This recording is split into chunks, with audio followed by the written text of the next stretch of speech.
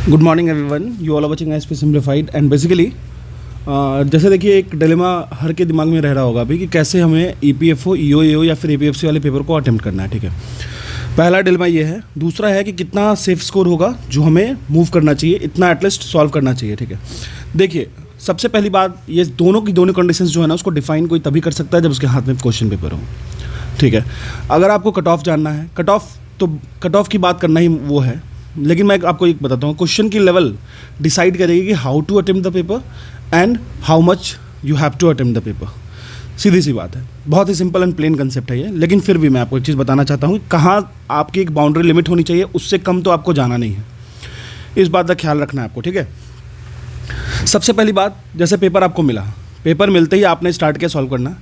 आप क्या हो, जैसे कि मैथ्स के क्वेश्चन पे आ गए, जैसे मान लो कोई क्वाड्रेटिक क्वेश्चन का क्वेश्चन आ गया, ठीक है, और आपको लग रहा है ये क्वेश्चन तो मैंने कर रखा था क्लास 10th में भी, 12th में भी, और अब मुझे इसको करना ही चाहिए। अगर आप 1 मिनट या मान लो मैं 1.5 मिनट आपको दे देता हूँ, इससे ज़्यादा टाइम अगर आप उस क्वेश्चन पे दे रहे हो ना, तो आप कहीं ना कहीं फंस जाओगे पेपर में। तो इसको वहीं पे कट करके या फिर स्टार करके छोड़ देना। रिविजिट करने का टाइम मिले, रिविजिट जब करो तब उसको एक बार और देख लेना। ठीक है, लेकिन 1 से लेकर 1.5 मिनट मैथ से क्वेश्चन में उससे ज़्यादा देना का कोई वैल्यू नहीं बनेगा, फिर आपका टाइम नहीं बचेगा एकदम। ठीक है, तो हाँ, इमोशनल नहीं होना है क्वेश्चंस को देख के। मैथ्स के क्वेश्चन के लिए मैं स्पेशली इसको मेंशन इसलिए कर रहा हूँ क्योंकि आपको पता होना चाहिए, लगेगा कि वो बन जाएगा, फिर वो अगर वो लेंदी होगा या फिर डेसिमल फ्रैक्शनल डिजिट्स पे अगर खेलेगा तो फिर आपके लिए इशू कर देगा बाद में। अगर हाफ मिनट्स भी अगर वो 5-7 क्वेश्चन में ले गया तो आपको कहीं ना कहीं जीएस में ब्रेनस्टॉर्म करने का मौका नहीं मिलेगा। ठीक है, तो मैथ्स के लिए तो स्पेशली आपको इस बात की ध्यान रखनी होगी। दूसरी बात आपको ध्यान रखनी होगी, इंग्लिश में। इंग्लिश सेक्शन में क्या होता है ना कि हमें लगता है हमने तो हर चीज़ सुन रखा है। कैसे, कभी वेब सीरीज़ देख रहे हैं, कहीं कभी कोरा पढ़ ले रहे हैं, कहीं से बहुत सारी आर्टिकल्स पढ़ रखे हैं, ठीक है, द हिंदू पढ़ते हैं, तो कहीं ना कहीं कुछ ना कुछ सुने रहोगे।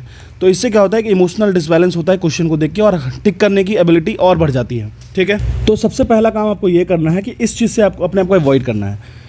एंटोसाइनो जो आप सुन रखे हो, या फिर आप जो अगर आपको लगता है कि हाँ 50% से ज़्यादा इसकी प्रोबेबिलिटी है, मतलब हाफ से ज़्यादा इसकी प्रोबेबिलिटी है कि मैं इसको जानता हूँ या जानती हूँ, तभी आप उसको प्रोसीड करो। सीधी सी बात है, कोई भी क्वेश्चन में 2 ऑप्शंस अगर आपसे एलिमिनेट हो जा रहा है तो आप उसको पक्का वो करो, सॉल्व करो। ऐसा क्यों हो रहा है? क्योंकि इसकी प्रोबेबिलिटी की बात है। ठीक है, हाफ प्रोबेबिलिटी ज़्यादा हो रहा है, चांसेस बढ़ जाता है आपका। ठीक है, तो ये काम तो करना ही करना है। दूसरी चीज़ें, इमोशनल नहीं होना है पेपर को देख के, खासकर इंग्लिश सेक्शन को देख के। मैथ्स वाले सेक्शन में टाइम ज़्यादा वेस्ट नहीं करना है, इंग्लिश वाले सेक्शन में इमोशनल ज़्यादा नहीं होना है। ठीक है, ये दोनों हो गया। अब रही बात जीएस वाले सेगमेंट पे। जीएस में करंट अफेयर पे अभी थोड़ा सा जो भी 1-2 दिन बचा है उस पर करंट अफेयर पे ज़्यादा फोकस करो। मैं आपको 1-2 टॉपिक बता देता हूँ, जैसे कि आपको इंडेक्स वाली एक टॉपिक होती है, इंडेक्स, जैसे हंगर इंडेक्स हो गया, फायर पावर इंडेक्स हो गया, ग्लोबल इकॉनमी इंडेक्स हो गया, ठीक है, और कम्पिटिटिवनेस इंडेक्स हो गया। फिर उसके बाद और भी बहुत सारे इंडेक्स आती हैं, इनोवेशन इंडेक्स हो गया जिसमें कर्नाटका टॉप करता है हमेशा। ठीक है, तो इन चीज़ों को आप एक बार ध्यान दे दो। इंडेक्स वाली पेज मैंने स्पीडी डाल रखी है, या फिर आई दृष्टि वाली बुक से पढ़ा भी रखी है, उसको भी जाके सुन सकते हो। तो इंडेक्स वाला पोर्शन अच्छे से कर लेना। और मोबाइल पोर्टल्स हो गए, स्कीम्स हो गए, तो मैंने ऑलरेडी सोशल सिक्योरिटी स्कीम वाले में पोर्शन में कराया है। तो अब उस पर क्या करना है, अब देखो टाइम आपको जीएस पे थोड़ा अच्छे से देना है। इसमें क्या होगा, आपको लगेगा हाँ ये क्वेश्चन सही लग रहा है मुझे, और टिक कर दो, लेकिन नहीं, आपको पूरा का पूरा रेट्रोस्पेक्ट करना होगा, पीछे जाके चेक करना होगा कि हाँ ये पोर्शन को इस तरीके से मैंने डील किया था। ठीक है, तो किसी भी क्वेश्चन पे स्ट्रक आउट नहीं होना है, बिल्कुल नहीं। अगर आपको लग रहा है ये क्वेश्चन मेरे से नहीं हो रहा है, स्टार मारो, आगे बढ़ो। ठीक है, अगर आपको आता है तो go ahead, solve that question. If you don't know, skip the question. Skip करने का ऑप्शन भी है, क्यों ऑप्शन है ये मैं आपको बताता हूँ। देखिए सबसे पहली बात है, अगर आपको अच्छी रैंक चाहिए, गुड रैंक चाहिए, तो आपको 200 से लेकर 210 मार्क्स लाने होंगे। ईओए की बात कर रहा हूँ मैं। ठीक है, मैं अभी ईओएओ की पेपर की बात कर रहा हूँ। 200 से लेकर 210 मार्क्स आपको लाने होंगे रिटर्न में।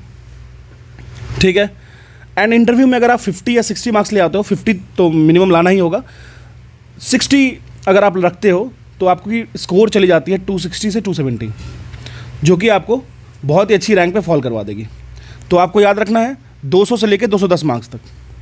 ठीक है, ईओएओ के पेपर में मैं बता रहा हूँ आपको, कोई बहुत बड़ा पहाड़ नहीं है।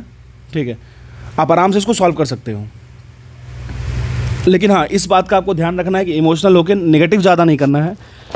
अगर आप इतने क्वेश्चंस कर दे रहे हो जिससे आपको 200 से 210 मार्क्स आ जाए, आप वहीं पे अपने आप को रोकने की कोशिश करो। लेकिन हाँ, क्वेश्चन के अकॉर्डिंग मैं अभी भी बता रहा हूँ कि ये कोई पैरामीटर नहीं होता है, लेकिन इतने आपको मिनिमम करना ही करना है अगर अच्छे रैंक लाने हैं तो। फिर बात करें एपीएफसी की, तो आपको पता ही है सीट बहुत कम है। ठीक है, सीट बहुत ही कम है, तो इससे आपको स्कोर इसमें ज़्यादा लाना पड़ेगा। तो मैंने इसमें 220 से 230 मिनिमम रखा है कि आप इतना लाओगे तो उसमें इंटर कर सकते हो। इंटरव्यू में आपको मिनिमम 60-70 मार्क्स लाने पड़ेंगे, तभी आप इंटर कर पाओगे। तो आपको 275, 280, 290, 280 या 270 तक मान लो, इतना लाओगे तो आप अच्छे रैंक में फॉल करोगे, ठीक है। तो ये बेयर मिनिमम है, इसको इतना करना पड़ेगा। क्वेश्चंस इतना सॉल्व किया जा सकता है, प्रैक्टिकल है इसलिए बता रहा हूँ। नेगेटिव के पीछे ज़्यादा नहीं भागना है।